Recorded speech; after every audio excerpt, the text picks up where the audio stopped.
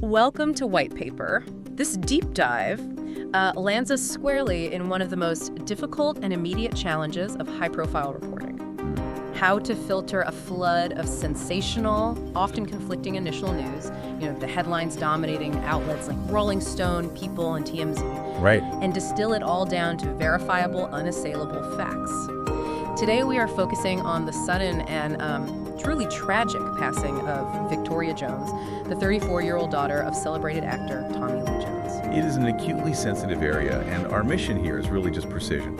When a story involves celebrity, wealth, and tragedy, speculation just runs wild. We have to resist that pull. Absolutely. Our goal is to synthesize the hard, documented timeline of the discovery, map out the official and quite complex status of the ongoing investigation, and vitally provide the critical context to the human story behind the headlines. And grounding it all in the necessary framework of official procedures and protocols. Exactly. That distinction, that line between the immediate media impression and the official legal fact is so critical for anyone trying to understand what really happened here. Our sources are comprehensive. We're cross-referencing first reports, highly specific police dispatch audio details, official confirmations from the San Francisco Fire and Police Departments, technical updates from the medical examiner's office, and biographical details that, sketch out her life. Her career highlights, her linguistic abilities, and, yes, the difficult reality of her recent legal struggles. We're building the factual framework so you can step back and see the entire picture clearly. So let's start with the foundation. We really need to look at the immediate documented facts of the discovery. The cold, hard timeline. The cold, hard timeline, because that dictates every single subsequent step that the authorities take. The first thing that jumps out from the sources is the location and the time. It's this convergence of a high-profile setting and a very specific, almost charged moment on the calendar. Absolutely. The location is the San Francisco Fairmont Hotel. An establishment that's synonymous with high society and iconic status right on Mason Street. Mm-hmm. And the timing gives the event this particular weight. It was the immediate aftermath of New Year's celebrations. The incident occurred in the early morning hours of Thursday, January 1st, 2026. That shift from celebration to crisis must have been just palpable. Oh, incredibly so. And the official reports, they give us timestamps, which is what separates the rumor from the record. What is the very first official marker we have in that timeline? The first recorded action is the dispatch. At precisely 2:52 a.m., the San Francisco Fire Department, specifically their paramedics, were dispatched to the Fairmont. Okay. The call log was for a report of a medical emergency. Right. This early morning dispatch time, it just underscores the urgency and the fact that whatever happened was acute and completely unexpected. So just before 3 a.m., paramedics are entering this iconic hotel. What did those first responders encounter when they arrived? Paramedics found Victoria Jones, who was 34, unresponsive. Okay. And the sources are really crucial in highlighting where this discovery was made. Reports indicate she was found in a corridor. The public space. A public common space of the hotel, yet not a locked private room.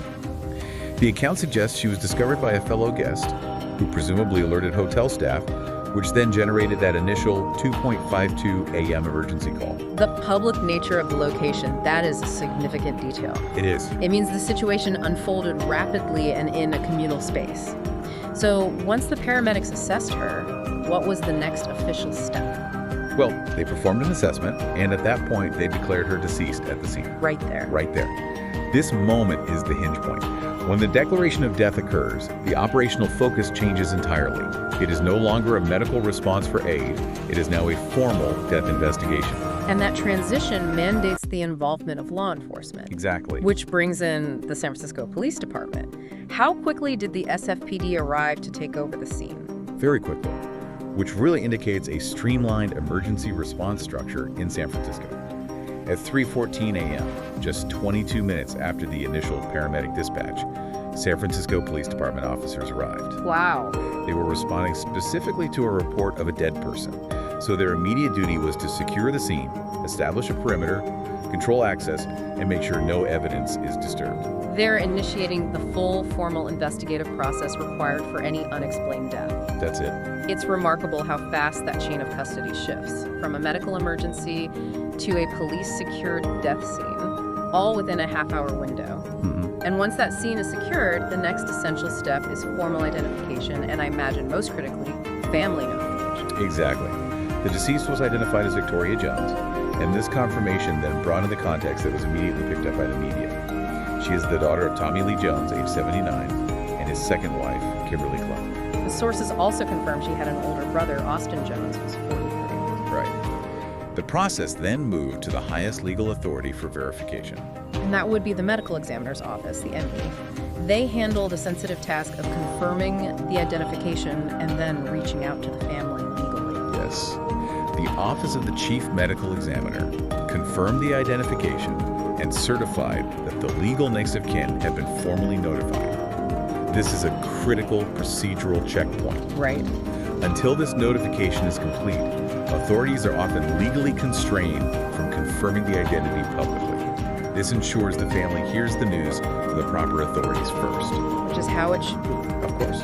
So once that formal private notification was complete, the news quickly became public, and the family responded with a brief, necessary statement. They did. The statement, which was released through Rolling Stone and other major outlets, was very concise. It said, "We appreciate all of the kind words, thoughts, and prayers. Please respect our privacy during this difficult time. Thank you." And that statement, it really concludes the immediate timeline of the discovery and sets the stage for the next, much more challenging phase, the investigation into the cause. Right, and that transition is where we move from timestamps and locations into procedural complexities. We start facing head-on what the authorities can't tell us yet. Yes, the legal firewalls. This section is really the core of understanding any high-profile death investigation. We are stepping into the realm of legal and medical necessity, which often moves at odds with the public's desire for instant answers. And the very first determination made by law enforcement sets the tone for everything that follows. That crucial initial determination, according to all our sources, was that foul play is not suspected in the death. And that simple phrase is immensely important. If foul play, meaning criminal action like murder or assault leading to death, were suspected, the San Francisco Police Department would activate an entirely different level of resources. You'd have homicide detectives, crime scene units. Exactly. They would bring in homicide, crime scene units would sweep for minute details like latent fingerprints and trace evidence, and the scene would be held for days. So by ruling it out so quickly, the police are essentially saying, our job as criminal investigators is nearing its end. Precisely.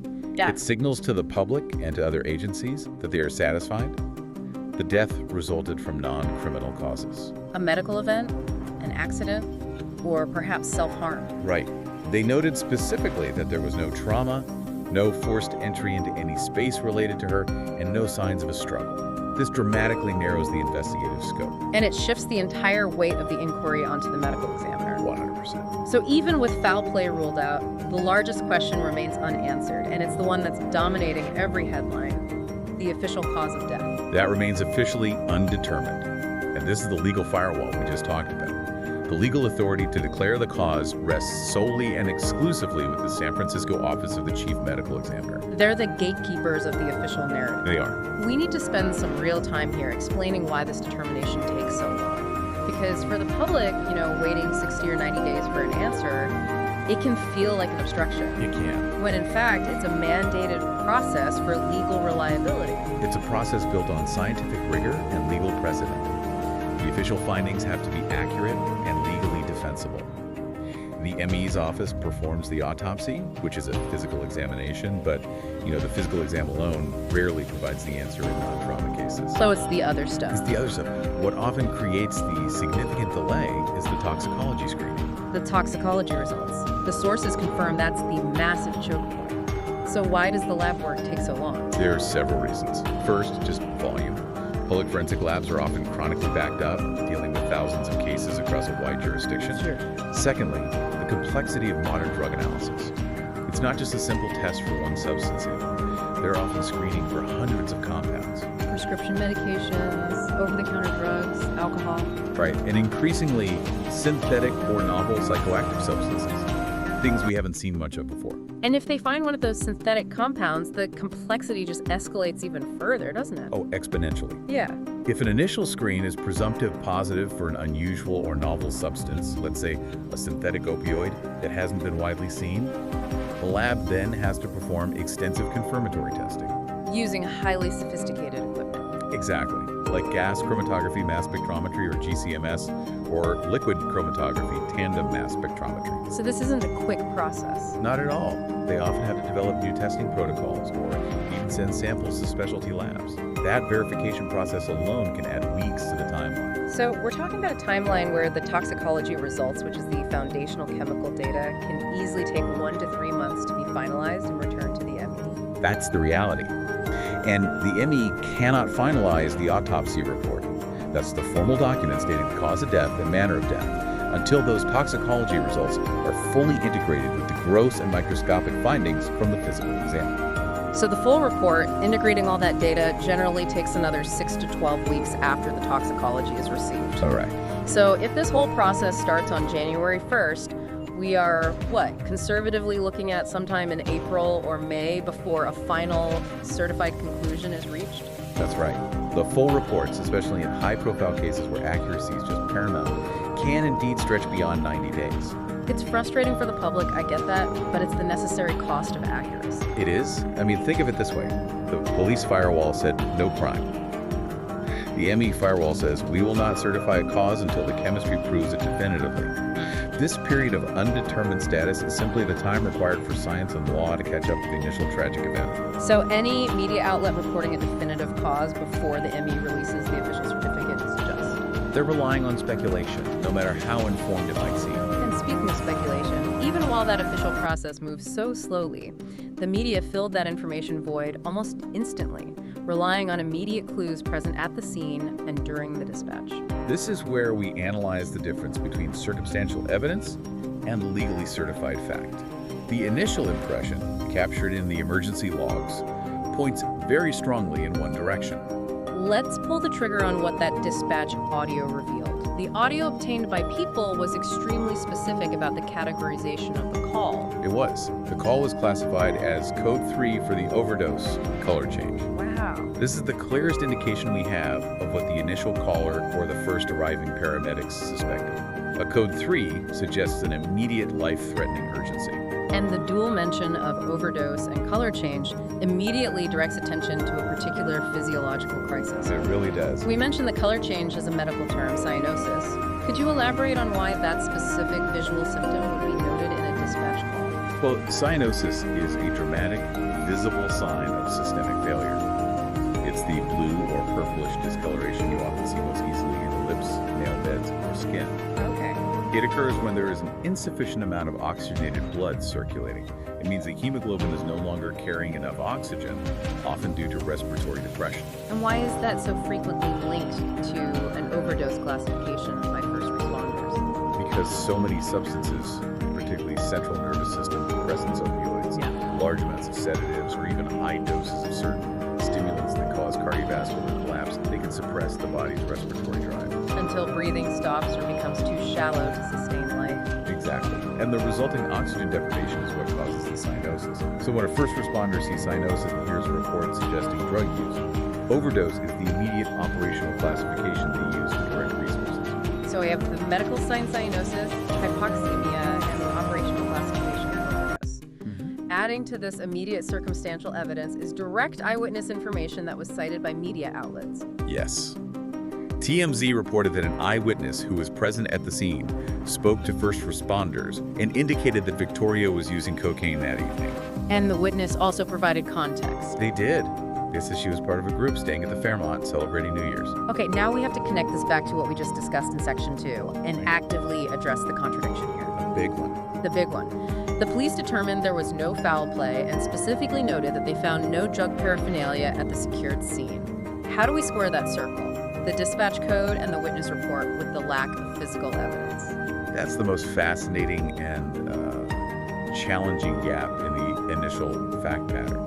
It raises several possibilities, all of which are speculative, of course, but necessary to explore. Okay. One possibility is that the paraphernalia was removed from the scene before the police secured it. Right. If she was found in a public corridor by a fellow guest or a staff member, there was a window of time for someone to clean up a private space or for an item to be disposed of. Perhaps out of panic or a desire to protect her or the hotel. You have to imagine that's a possibility. Or it could suggest the consumption happened somewhere else entirely and the medical crisis only occurred later in the corridor. Precisely. If the substance was injected, for instance, the physical paraphernalia is minute. If it was ingested, or perhaps a powerful fentanyl analog that was unexpected, the physical evidence might simply be non-existent or easily overlooked by the first people on the scene. So the absence of paraphernalia doesn't negate the witness testimony or the observed cyanosis. Not at all. It just forces the ME to rely 100% on the toxicology to prove the cause. The police have done their job by ruling out physical crime. Now the chemistry must confirm the source of the medical crisis. And the intense media focus on this scenario wasn't just based on the New Year's context. The sources bring up the reality of her recent personal struggles, which inform the public narrative surrounding her death almost immediately. That history provided immediate and very dark context. Victoria had faced multiple legal issues in the year preceding her death, all within Napa County, California, and largely revolving around substance use and related misdemeanors.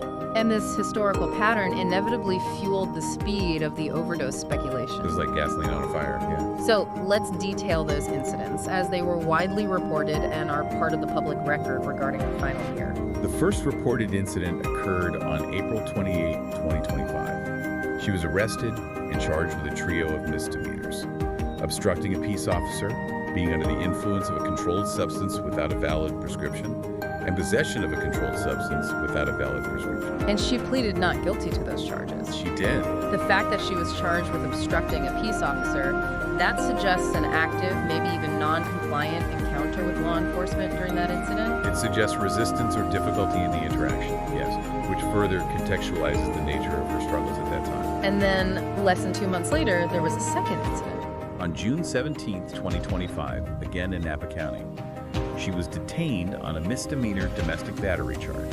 To which she also entered a not guilty plea on July 1st. All right. So, taken together, these incidents, drug possession, being under the influence, domestic battery charges, they paint a picture of significant personal turbulence that was playing out in the public court system just 6 months prior to her death. It is a history that, tragically, aligns with the initial suspicion of an overdose. It provides a kind of media shortcut for explaining the sudden death. But it's vital to remember, right, that legal struggles do not certify the cause of death. Only the ME can do that. But this information explains why the media narrative solidified so quickly. Finally, we should confirm the institutional response from the location of the tragedy. Right, the San Francisco Fairmont was quick to respond publicly. They issued a statement expressing profound sadness, offering their condolences to the family, and confirming their full and active cooperation with the ongoing police investigation.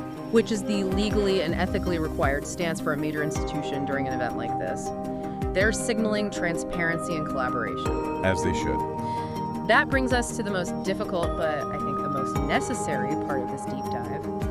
Pulling back from the clinical facts of the end of her life and focusing on the texture, the accomplishments, and the context of the life she lived. It's so crucial we shift our focus now to counterbalance the intense, grim analysis of the police reports and the toxicology delays. Victoria Jones was far more than the circumstances of her final hours. Absolutely. The sources provide a really compelling biographical sketch. She was born Victoria Kafka Jones, also known as Tori Jones, on April 21st, 1991, in Camp Lejeune, North Carolina. She was the daughter of Tommy Lee Jones and his second wife, Kimberly Cluffley. Their marriage lasted from 1981 to 1996.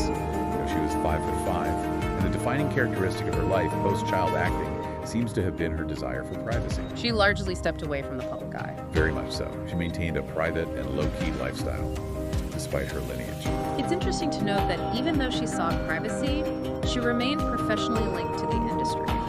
Reports confirm she held her SAG card, her Screen Actors Guild card. Meaning she was officially a working actress who maintained her eligibility for professional roles. She was a professional performer. And her early career, while brief, was impressive in its visibility, if not always in screen time. Her roles, they tend to reflect two distinct phases, right? Early mainstream cameos and then later, more personal collaborations with her father. That's a great way to put it. So let's look at the roles that put her on the map. The most recognizable role was in the 2002 smash hit Men in Black 2. Right. She made a cameo appearance as the neuralized daughter. Now, while it was a very small role, appearing in a blockbuster of that scale ensures that footage is seen by hundreds of millions of people worldwide. It's an iconic early entry into her resume. Following that, she had a brief stint in television. She did. She had a small part in an episode of One Tree Hill in 2003, showcasing that she was dipping her toe into the major primetime television landscape early in her career. But the roles that truly define her professional relationship with her father were in his directorial efforts. This is where her artistic life intertwined most closely with her family life. Tell us about those projects. The first major collaboration was in 2005, in the film The Three Burials of Melquiades Estrada, which her father directed and starred in. She played a young Mexican girl, or immigrant girl. Okay. The second, and her last credited role, was 9 years later in 2014 in The Homesman, another film directed by Tommy Lee Jones. She played the character listed as Woman Hebron. So she had the access and the early visibility, but the professional trajectory seemed to lean towards smaller, more deliberate projects, often connected to family. This aligns with the sources noting her modest financial context. It absolutely does.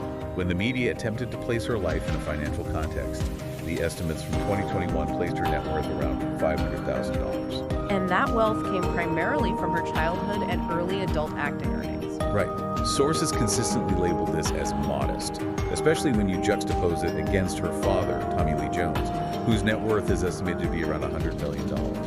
That financial context is really revealing. It underscores that despite being the daughter of a Hollywood titan, she was not living the lifestyle of inherited mega wealth or celebrity. No. She truly was attempting to forge a life away from that intense spotlight. It reinforces that private, low-key description.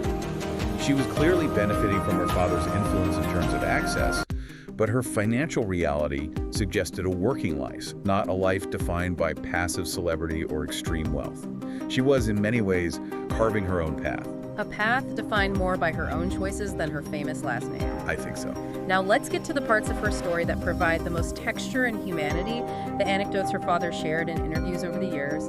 These truly capture the dynamic and disciplined environment she grew up in. The first story is a remarkable insight into her unique upbringing and her extraordinary linguistic skills.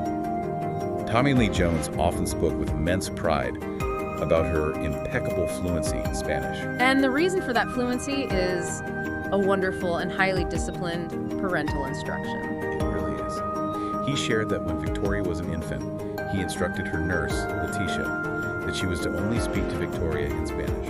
Wow, total immersion. Total immersion environment from day one. He deliberately engineered her bilingualism, ensuring that the primary language she heard outside of English was Spanish. That suggests a highly disciplined, demanding, and results-oriented approach to parenting. Which Tommy Lee Jones is well known for, yes. That level of calculated discipline, turning a childhood language lesson into a functional fluency, it just speaks volumes about the expectations that were placed upon her. It does. It shows a daughter who was raised to meet very high standards, whether on a film set or in linguistic aptitude. And that high standard leads directly into the second, more dramatic anecdote. The time he fired her on set. Yeah. This happened during the filming of The Three Burials of Melquiades Estrada, when she was just 14 years old. The ultimate power struggle between a father and a daughter played out professionally. So what happened? She had a very early call time, 5 a.m., which is tough for anyone, let alone a teenager. And one morning, she just decided she simply wasn't getting out of bed. She staged a fierce, silent protest against the demands of the schedule. Pretty much. And her father's response, as the director, was swift and absolute. According to his telling of the story, he approached her, and trying to balance his directorial duty with his parental role, he stated, "Honey, this is work." And she didn't budge. She persisted in her refusal, so he fired her on the spot. It was a classic high-stakes moment of a father teaching a lesson about professional responsibility, amplified by the fact that the entire production hung in the balance. But the production crew, realizing they needed her for the shot, they acted independently to resolve this family drama, right? They did. Recognizing the potential disaster, the production staff intervened without informing Tommy Lee Jones. They rushed her, managed to wake her up, and got her to the set precisely in time for her scene. That anecdote, it just beautifully illustrates the tension in her life. It really does. The demanding nature of her father and the film world he occupied contrasted with her own fierce independence, which she was clearly expressing even as a teenager. These two stories, the fluent Spanish and the on-set firing, they provide the emotional context that is so often missing when a tragedy is reduced to police reports and toxicology delays. They show a vibrant, complex, and highly disciplined life that eventually struggled under different pressures. They absolutely humanize the narrative. And before we synthesize these two disparate narratives, we need to confirm one final detail regarding her public persona, her digital footprint. Or lack thereof. That detail perfectly reinforces the overall picture of privacy. Sources confirm that she had effectively zero verifiable public digital presence. No confirmed. Public social media accounts linked to Victoria Jones, Tommy Lee Jones's daughter. Which is an important distinction in the modern era. In a world where even the most minor celebrity has an Instagram presence, her complete absence confirms her commitment to that private and low-key life. And we should add the necessary clarification here. If you, the listener, search for her name, you will find others. Right. Service for similar names like Victoria Lee Jones often pull up unrelated individuals, artists, bloggers, interior decorators, sometimes even running sites like Victoria Lee Jones Cafe Society. But none of these are the subject of our deep dive, reinforcing how successfully she maintained her distance from the digital public square. Which makes the intrusion of this tragedy, based on police reports and witness accounts, all the more jarring for a family who so clearly valued their privacy. Absolutely. So, what does this all mean when we bring these facts together? We have spent the last half hour analyzing two profoundly contrasting narratives about the life of Victoria Jones. On one side, we have the cold, hard clinical facts. The early morning 2:52 a.m. dispatch, the discovery in a public corridor of an iconic hotel, the elimination of foul play, the immediate suspicion of an overdose, color change, and the context of recent public legal struggles tied to substance use in 2025. Right. That is the factual narrative of the death and its immediate circumstances. And that narrative stands in stark, almost painful contrast to the other Victoria Jones, the talented working actress with her SAG card, the daughter who spoke flawless Spanish because of her father's rigorous instruction, the independent teenager who stood up to her demanding parent-director on a film set. And the person who chose a life of relative modesty and privacy away from the celebrity machine. That is the human narrative of the life. And the dynamic tension between these two narratives is currently held captive by the medical investigation. We, the public, we demand instant closure, but the medical examiner's slow, deliberate 90-day process is absolutely necessary. It's the only way to transition from suspicion and circumstantial evidence to a legally certified medical truth. That slow legal reality, however, guarantees that speculation will dominate the headlines for months. That is the essential insight here.